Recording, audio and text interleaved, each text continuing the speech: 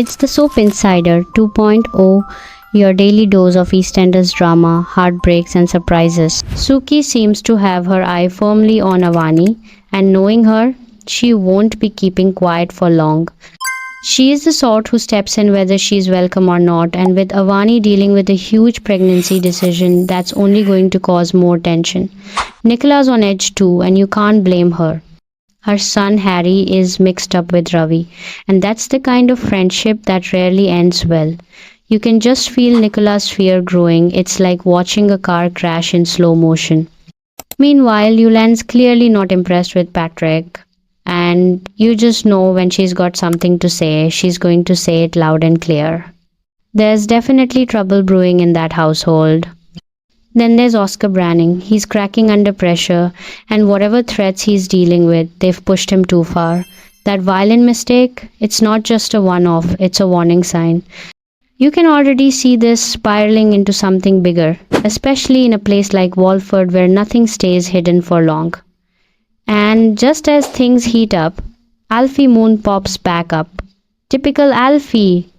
But he's being cagey again, and fans know what that means. He's definitely hiding something. Whether it's mischief or something more serious, it's only a matter of time before the truth comes out, and you just know it's going to stir up more drama. 1. Oscar Branning turns violent over gang threats. Lauren finds out that Mike's been threatening Oscar at the house, and honestly, she's had enough. She wastes no time calling in Jack for backup, which makes total sense. This isn't something she should be dealing with on her own. Oscar tries to handle things quietly, but when Mike and Harrison actually turn violent, Jack steps in just in time. It's all a bit much, and you can see Oscar's really on the edge. Things take another bad turn when he lashes out at a hooded figure in the house, thinking it's someone else, but it turns out to be Peter. It's a proper mess, and Peter throws him out without a second thought. But Lauren's not ready to give up on her nephew. She wants answers, and when Oscar finally opens up about what really happened to him in the youth detention center, you can tell it hits her hard. Peter, on the other hand, isn't exactly willing to hear it, which leads to a full-blown row between the two. Lauren ends up going to baby Jimmy's support group without him, clearly upset, while Oscar's still caught up in Mike's chaos. You have to wonder how much more can this lad take? And is anyone going to step in properly before things get even worse? 2.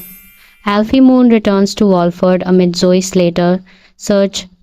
Alfie's back from his mysterious little trip, but it doesn't take long for Kat to explode when she finds out the truth. She thought he was away helping Cherry, but it turns out he's been off supporting Zoe instead. Kat's fuming, and you can't really blame her. It's the lying that cuts the deepest. Alfie, of course, swears it won't happen again. How many times have we heard that? But with Zoe rumored to be returning full-time, this might just be the beginning. Can you imagine if the first Kat hears about Zoe's return is when they bump into each other in the square? That's got disaster written all over it. The real question now is how Kat's going to handle this new wave of secrets. Alfie's clearly trying to play peacemaker, but Kat's not someone who lets things slide easily, especially when family is involved. And with her recent move to buy the Queen Vic, it's looking like she's carving out a future on her own terms. Will Alfie feel pushed out? Or worse, will this secret be the thing that finally breaks their already shaky bond? Either way, this situation is simmering, and it won't take much for it to boil over. 3. Suki Panesar intervenes over Avani Nandra Hart's pregnancy decision. Avani quietly heads off to her appointment to end her pregnancy. But of course, Suki's not far behind, just not in the way you'd hope. Instead of offering quiet support, she starts grilling Barney to find out exactly where Avani's gone. It's classic Suki, isn't it? Always needing to be in control. You've got to wonder, is she planning to show up and try to change Avani's mind? If so, that's not going to go down well, especially given everything Avani's been through lately. Let's not forget how this all started, that awful situation with Joel. He not only took advantage of her, but then humiliated her by spreading it around and even filming it without her knowing. The girl's been tormented at school ever since, and now she's trying to quietly take back control of her life. But with Suki breathing down her neck, it's hard to see how Avani is going to find any peace. Whatever she decides next, you can feel things reaching a boiling point, and honestly, Suki might end up doing more harm than good if she doesn't back off soon. 4. Nicola Mitchell fears Harry Mitchell is in too deep with dangerous Ravi Gulati. Harry is seriously on edge right now, and who can blame him? Things get tense when George nearly stumbles across a hidden stash at Kojo's flat, which Harry was forced to stash there on Ravi's orders. It's clear Harry's being pulled deeper into Ravi's mess, and every move feels riskier than the last. When Ravi gives him a new job, Kojo innocently asks to tag along, not knowing what Harry's actually up to. It's a close call. George and Harry quickly shut that down, but you can tell the pressure is getting to him. These lies are piling up fast. Later, Harry is roped into letting Oki carry on illegal dealings at the flat, and in a bit of desperation, he asks Nicola to help distract George. But Nicola's no fool. She sees right through it and tells Harry straight that she's seriously worried he's getting in too deep. He brushes her off, of course trying to handle it all on his own.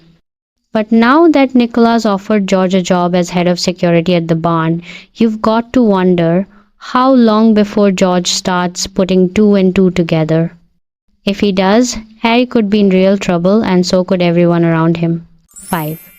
Yolande Truman gives Patrick Truman an ultimatum.